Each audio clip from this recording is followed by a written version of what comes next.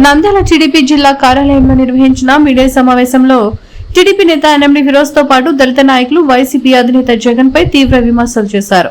జగన్ పాలనలో దళితులపై దాడులు, హత్యలు, దౌర్జన్యాలు పెరిగాయని ఆరోపించారు. దళిత డ్రైవర్ సుబ్రహ్మణ్యం హత్య, డాక్టర్ సుధాకర్ ఘటన, డాక్టర్ అచ్చెన్న మృతి వంటి సంఘటనలను ప్రస్తావిస్తూ అనేక మంది దళితులు హత్యకు గురయ్యారని విమర్శించారు. ఎస్సీ ఎస్టీ సబ్ ప్లాన్ నిధులు దారి మళ్లించి దళితులకు అన్యాయం చేశారని ఆరోపించారు. అన్నమయ్య జిల్లాలో ఎంపీడీఓ జవహర్ బాబుపై జరిగిన దాడిని ఖండిస్తూ వైసీపీ నేతల తీరుపై మండిపడ్డారు. దళితుల రక్షణలో జగన్ ప్రభుత్వం పూర్తిగా విఫలమైందని వారు వ్యాఖ్యానించారు.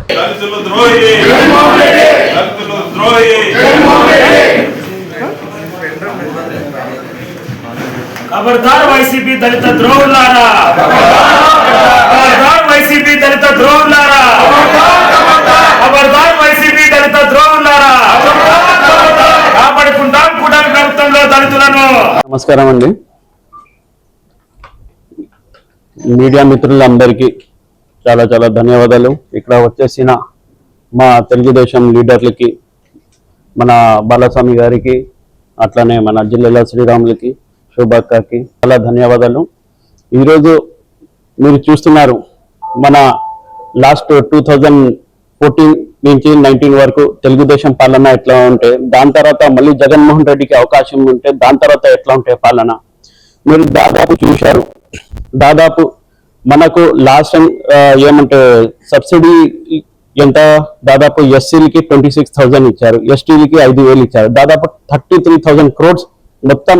అదంతా సప్లాన్ డబ్బులు అంతా ఎక్కడ పోయిందో ఎవరికి తెలియదు. దాదాపు ఎన్ని హత్యలు జరిగినాయండి? 200 మంది దళితులకి చంపేశారు ఈ జగన్మోహన్ రెడ్డి ప్రభుత్వంలో. ఈ రోజు కూడా అహంకారం అట్లనే ఉంది వాళ్ళకి. ఈ రోజు కూడా వాళ్ళ చిన్న చిన్న నాయకుడు కూడా మాట్లాడుతుంటాడు, నేను పులి బిడ్డని, నేను సీమ బిడ్డని అని. అట్లా అహంకారం ఇంకా పోలేదు.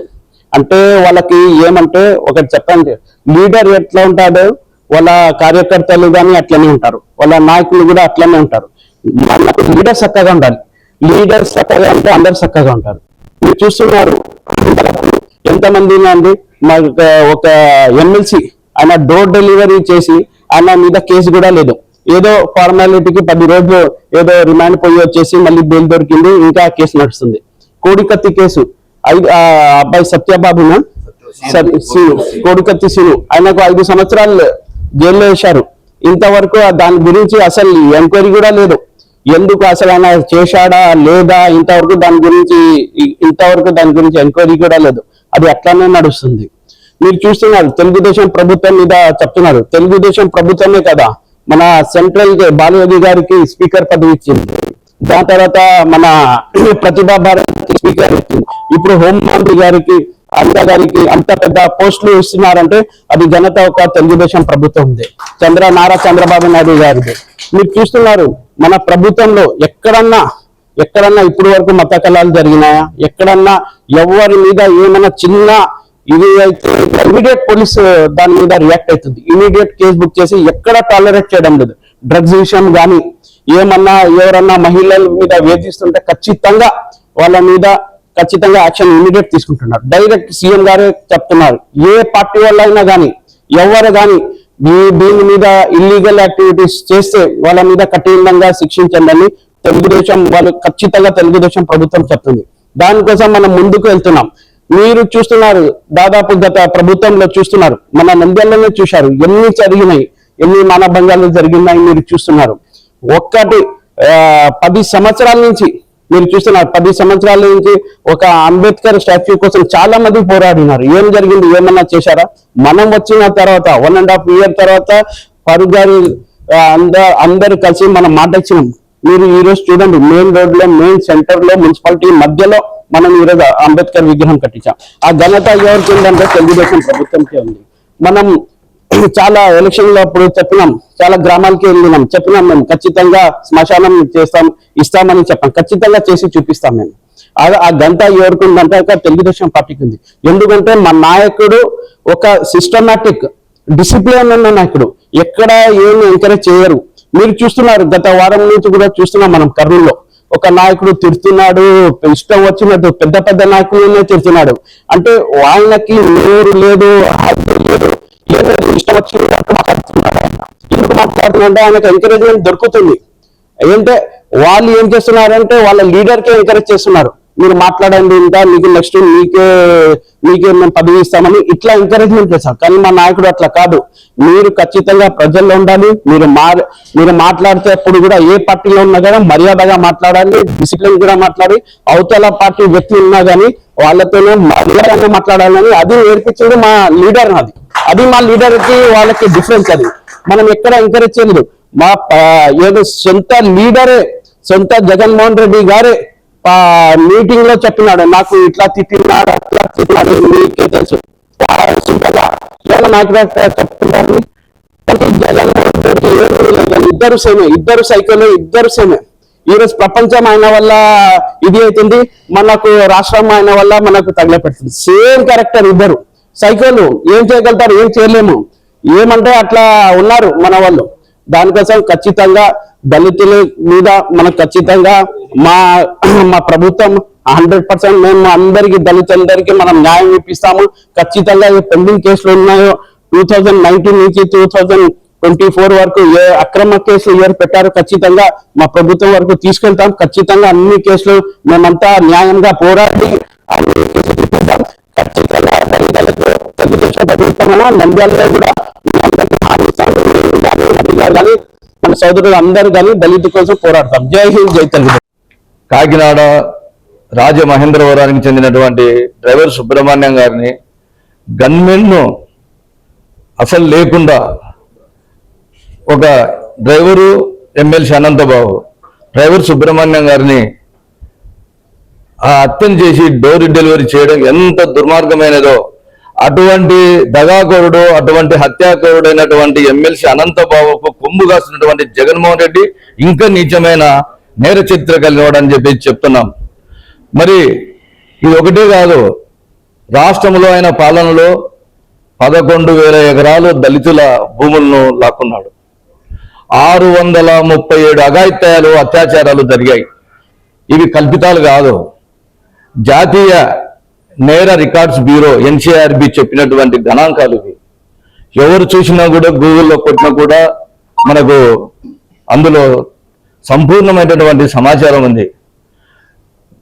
ఇవే కాదు, ఆయన నియోజకవర్గంలో వెంకటరెడ్డి అని ఒక రౌడీ ముఖ గుండాలకు ముఠా నాయకుడు ఒక దళిత మహిళను అత్యాచారం చేసి హతమార్చారు.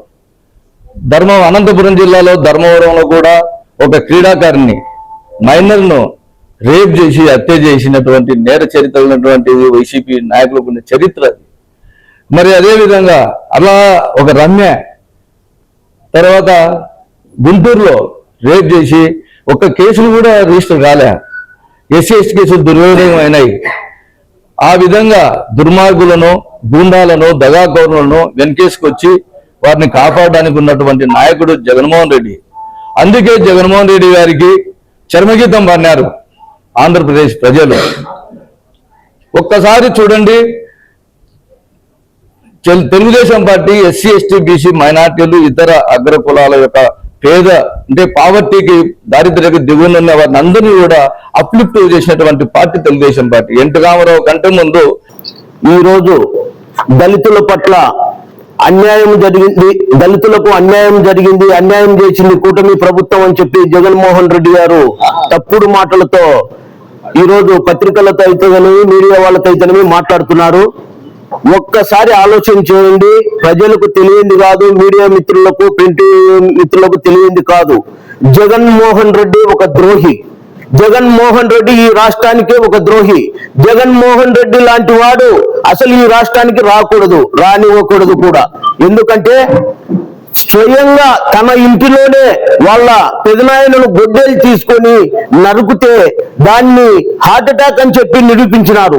దానిని కూడా గౌరవ చంద్రబాబు నాయుడు గారు జయించినారని చెప్పి తప్పుడు కూతలు మాట్లాడినటువంటి ఘనత జగన్మోహన్ రెడ్డి గారికి ఉంది. ప్రతి ఒక్కరికి తెలుసు ఎవరు చంపింది, ఏం చేసింది. అది కూడా ఇంతవరకు దాన్ని ఆమెకు వివేకానంద రెడ్డి బిడ్డకు ఇంతవరకు న్యాయం జరగలేదు. ముఖ్యంగా చెప్పాలంటే దళితుల పట్ల, దళితులకు రావలసినటువంటి ప్రతి ఒక్కటి అన్యాయం జరిగింది జగన్మోహన్ రెడ్డి గవర్నమెంట్ లో. ఎస్సీలకు వివాహానికి 1,00,000 రూపాయలు ఇస్తానన్నాడు, మాట తప్పినాడు. ముస్లింస్ కి ఇస్తానన్నాడు, మాట తప్పినాడు. బీసీలకు ఇస్తానన్నాడు, మాట తప్పినాడు. మరీ ముఖ్యంగా చెప్పాలంటే అటువంటి జగన్మోహన్ రెడ్డిని మనము మన రాష్ట్రంలో మరలా రప్పించుకోవాలనే ఆలోచన ఎవరికి రాకూడదు. ఎందుకంటే చాలా మంది చూస్తుంటారు, ఈ రోజు చంద్రబాబు నాయుడు గారు ముఖ్యమంత్రిగా ఉండి ఎక్కడ మీటింగ్ పెట్టినా కూడా తన తోటి మంత్రులు అయితేనేమి, ఎమ్మెల్యేలు అయితేనేమి సమానంగా కూర్చోబెట్టుకొని చేసే ఘనత గౌరవ ముఖ్యమంత్రి నారా చంద్రబాబు నాయుడు గారిది. అదే జగన్మోహన్ రెడ్డి ఎన్నిసార్లు మీరు చూస్తున్నారు, అతను మాట్లాడుతున్నాడంటే మంత్రులు అయితేనేమి, ఎమ్మెల్యేలు అయితేనేమి లేచి నిలబడి ఉండేవారు. ప్రతి ఒక్కరు గమనించండి, అతనికి ఉండే అహంకారము చిన్నది కాదు. అటువంటి వ్యక్తి మనకు వద్దు. ఎందుకంటే దాహన కాండానికి కారకుడు ఆయనే. కాబట్టి ప్రతి ఒక్కరు దళితులకు నేను తెలియజేసేది ఒకటే, మనకు కూటమి ప్రభుత్వము సరైన ప్రభుత్వము. వివిడి న్యూస్ టీవీని తక్షణమే సబ్స్క్రైబ్ చేసుకోండి. నోటిఫికేషన్ కోసం బెల్ ఐకాన్ క్లిక్ చేయండి.